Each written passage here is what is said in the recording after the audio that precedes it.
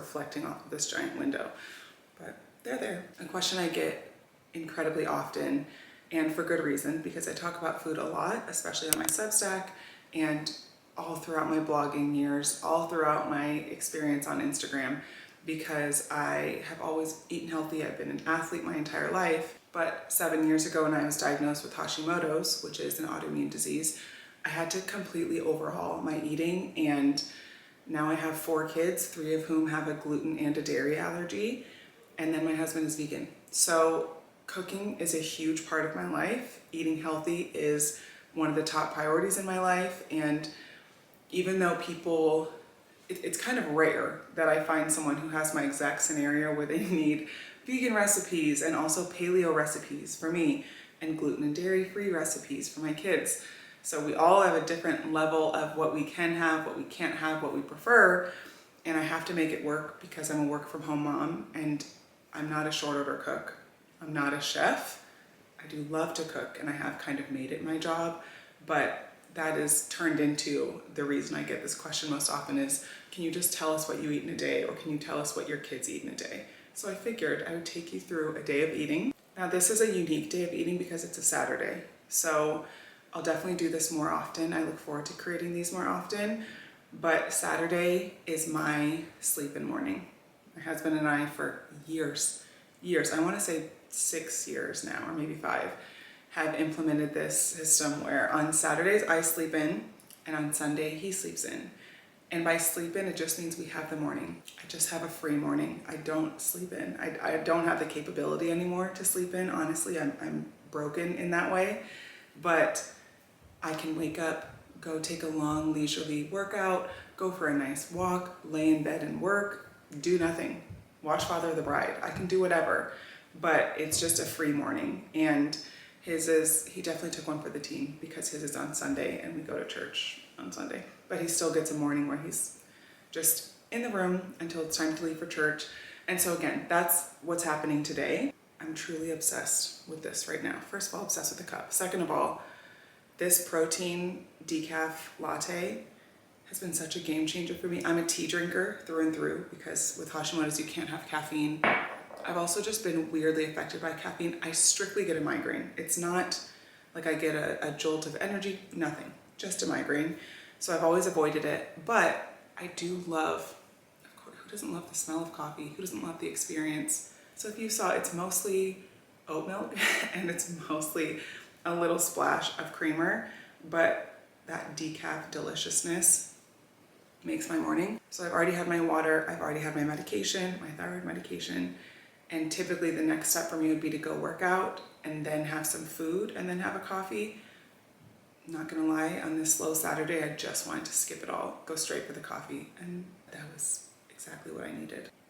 So from here, I'm going to go work out. I really have to convince myself because 0% of me feels it. And that's the problem when you make your coffee first. Like, who wants to go from robe, pajamas, coffee to workout clothes, sweat? It doesn't compute. So I set myself up there. But I'm gonna go get a quick workout in, just sweat a little bit, and come back, make some breakfast, make a smoothie. We'll go from there. Okay, so right now, again, it's Saturday. This is chore day, this is the get things done. So my kids are currently cleaning the homeschool room, which is just around the corner. And I have a feeling this is gonna be a heavy voiceover section because it's just a little loud. It's what you would expect of a 10, 8, and 4-year-old getting some work done. So we'll see how long I can actually talk to camera, but it's quite a bit later now. Pull myself together. We're gonna make a smoothie. The smoothie is gonna be for my daughter's soccer game, just to have a little protein, something to sip on. If you're unfamiliar with Hashimoto's, there's so many food restrictions. Let's go through them here at the top, just to kind of lay a baseline. So I eat a mostly paleo diet, just basically 24/7. My diet looks something like Whole30, if you've ever done that. I don't eat grains. I very recently, in the 7 years that I've done this, almost 8 years actually, I went completely grain-free. No corn, no rice, no oats, all of them, especially no gluten. That's something I never ever cheat on because the effects are just too dangerous. It's not worth it.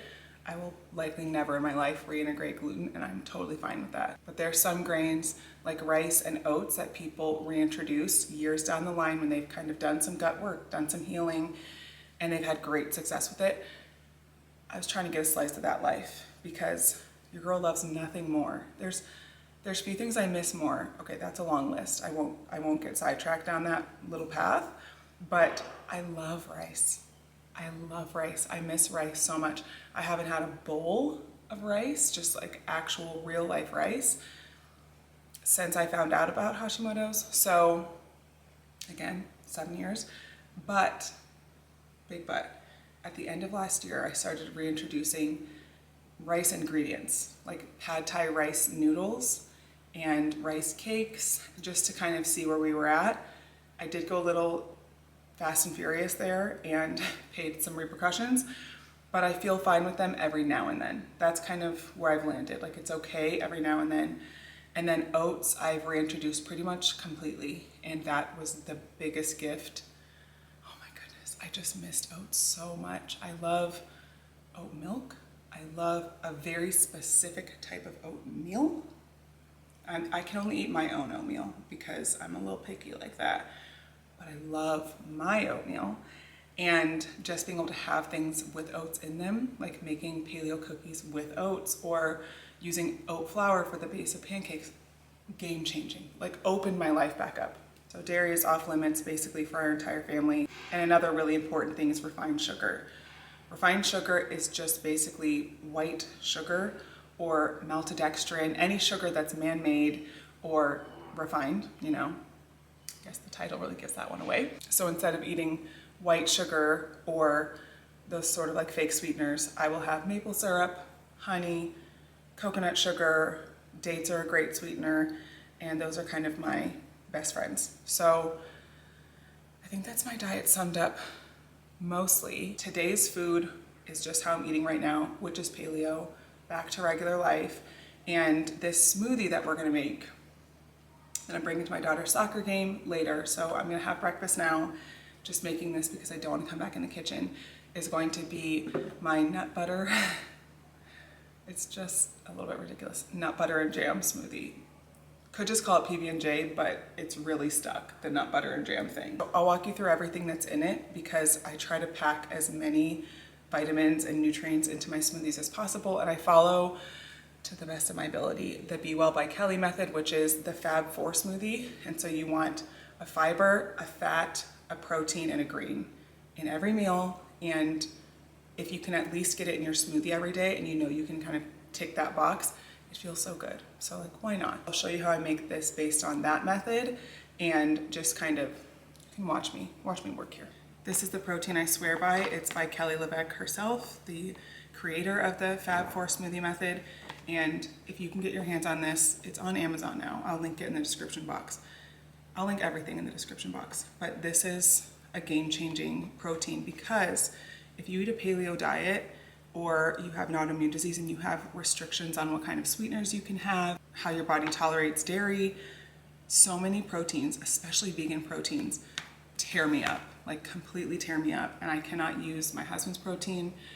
What he can tolerate is not a friend of mine. So I am so thankful for this. It's clean as can be. The ingredients are literally just beef protein isolate, organic monk fruit extract, and organic vanilla bean powder. Beautiful. Like, love to see that. So that's the protein I use. And then I still add collagen, which is also adds protein, but I love to get collagen in wherever I can. I always add chia seeds. This is sort of my fat source because I don't love avocado. Some people just throw an avocado in here. Makes my tongue itchy, so that's off limits for me. And then my fiber is just this clear acacia fiber, and I've loved this for years. So that's what we're gonna go in with. I like to mix the greens in my smoothie first because I cannot handle chunks.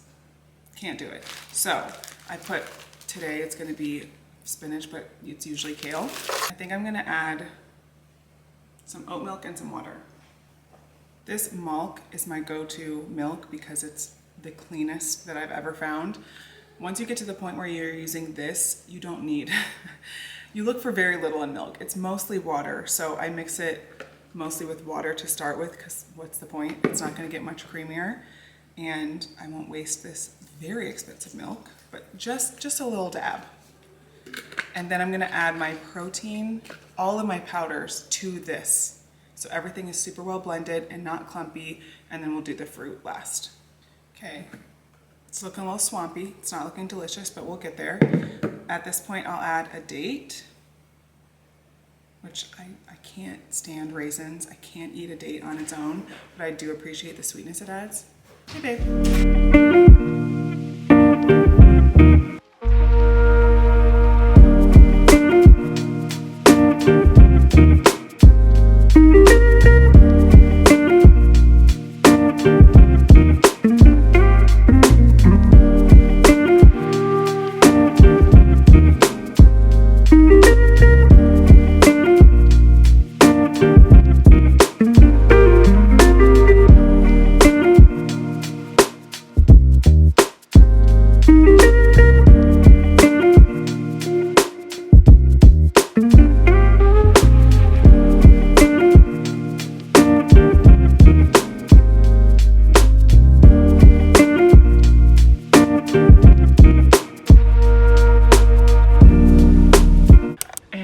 C'est la vie. When you are a sports mom on a Saturday, this is what happens. I have my dirty eggs all ready, prepped, luscious, and hot, and yet it is now time for us basically to be out the door to go to the soccer game.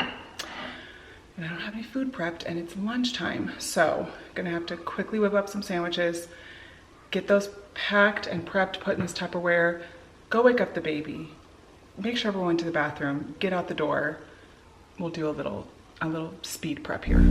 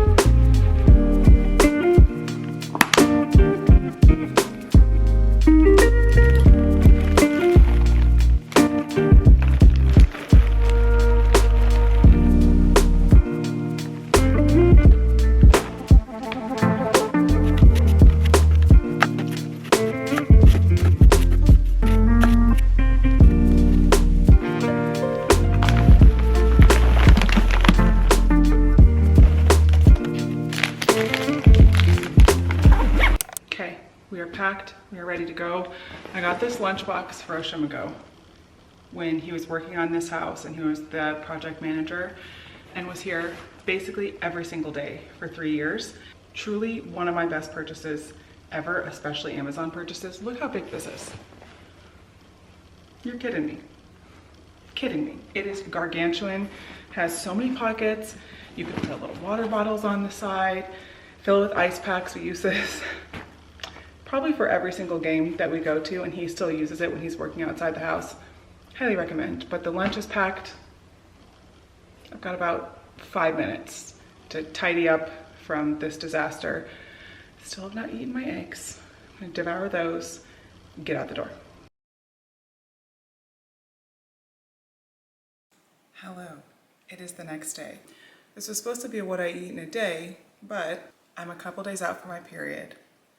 And when we got back from that soccer game, I was like, no, I am done. And I couldn't film, couldn't pull out the camera. So we're spreading it over to what I eat in a weekend, except it's literally just one day of eating. This morning the kids had pancakes and bacon and yogurt and berries. And I had the same thing I had for breakfast yesterday. And for lunch, I'm about to make what some people would call a hyperfixation meal.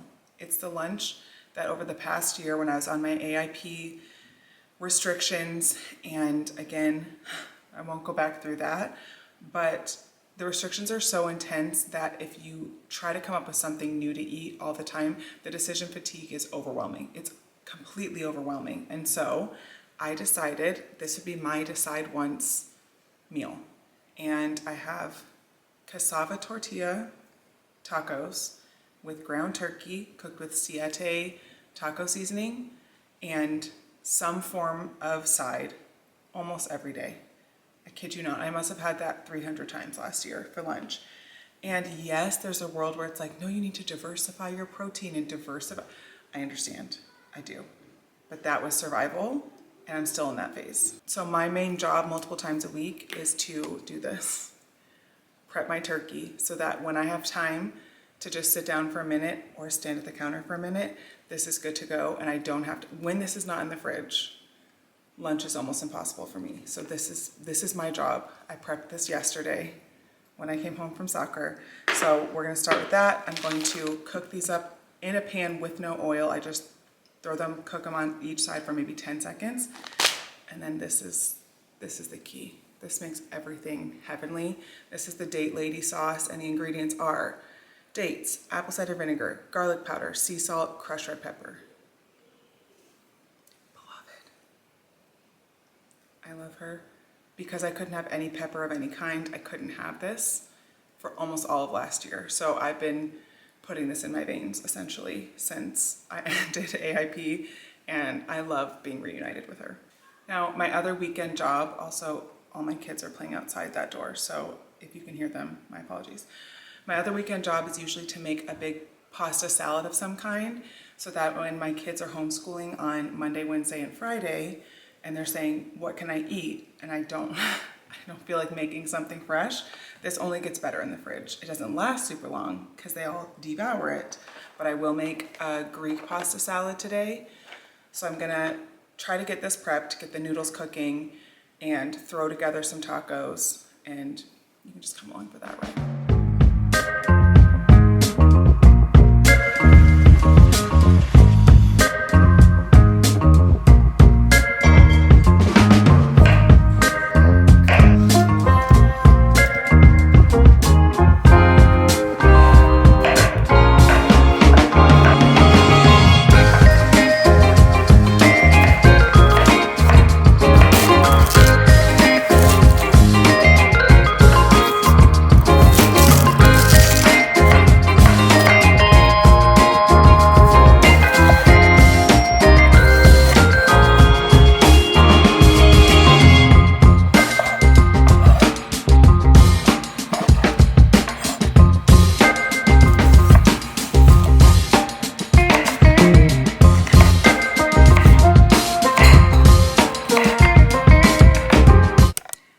Okay, time to make the dressing since the pasta is now cooling. It's so quick, but I do need to look at it every single time I make it. We've reached chaos status in here. I was absolutely obsessed with cooking and cooking shows when I was growing up. Like, I was completely raised by the Food Network. I would watch every single thing that Nigella put out and Martha Stewart and Ina Garten, and I'm a hodgepodge, I think, of like all these women that created me. And Pioneer Woman, I used to read Drummond's blog. I think I was like 17, 18, 19. I was just learning to actually cook for myself. And then I married this guy whose body was his job. And I was like, oh dang, I really need to learn how to cook. And fun fact, the first time that I hosted him, like in my own apartment with my roommate, I was like, I'm gonna make us dinner. Mind you, this man at the time was playing in the NFL, and he could cook so well. He was a phenomenal cook, and he could make sauces. He was like a saucier. He could do everything, and also went to the finest restaurants across the country all the time, across the globe in Europe. I made this man, and I said I cooked a homemade meal. Jarred sauce, packaged sausage, and boxed pasta. And I was just so proud of this homemade meal. And he didn't say a thing about it, and he was so precious, and he was always grateful. The man's a little bit of a garbage disposal. He's so easy to please. when it comes to food, but thankfully I have come a long way and still love a good jar of sauce. I doctor that up, you know, love to doctor up a good jar of sauce.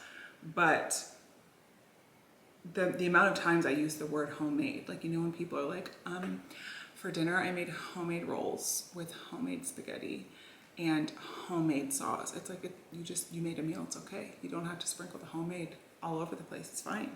We're proud of you, but like, I get it. That's how I was. So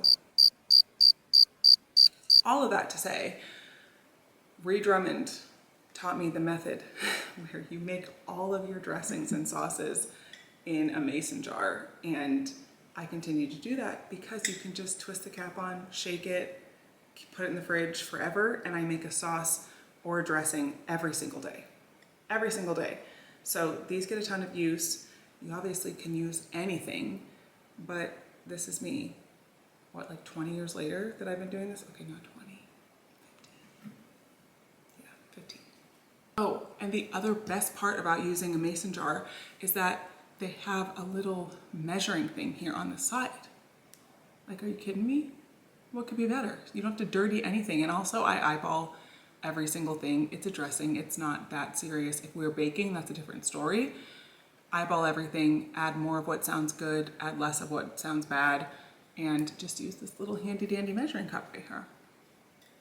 Learn something every day.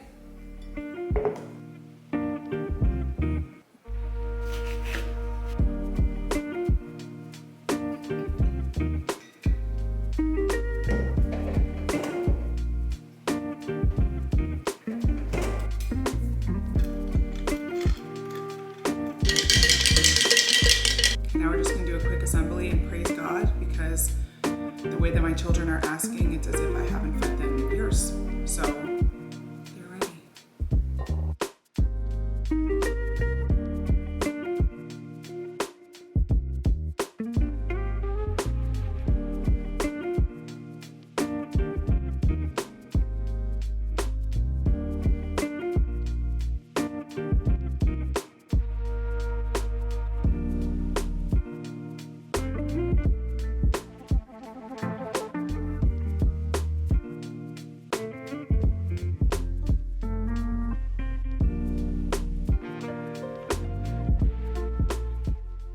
These are my daily supplements. I take a prenatal every day for months. I'm not pregnant. It's just great support. If you're trying to get pregnant eventually, this B vitamin is crucial for me just after recent blood work. That's a daily take for me also. These are drops that every single person in my family takes every single day, including the baby, and I love that. I have a multi-use product. This has been my probiotic for years. It's just the most beneficial for my own gut. I actually take 3 a day. Just trying to keep things normal and healthy everywhere.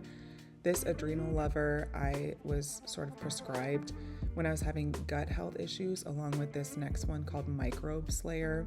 And there's a certain time of day you take it, a certain routine with it, but this has helped my gut health tremendously. The vitamin D I only recently started taking, but I think everyone needs vitamin D, especially in the winter and especially for brown. After having pasta salad for dinner, I just made these quick paleo pumpkin chocolate muffins that are heavenly. And if you're looking for more recipes that are paleo, gluten-free, dairy-free, vegan, whatever you could imagine, I send out a meal plan every single Sunday on Substack. That link will be in the description box, but it's one of my favorite things I get to do, and judging by the responses, you guys enjoy it too. So thanks for joining me for what I eat in a day. I'll see you next time.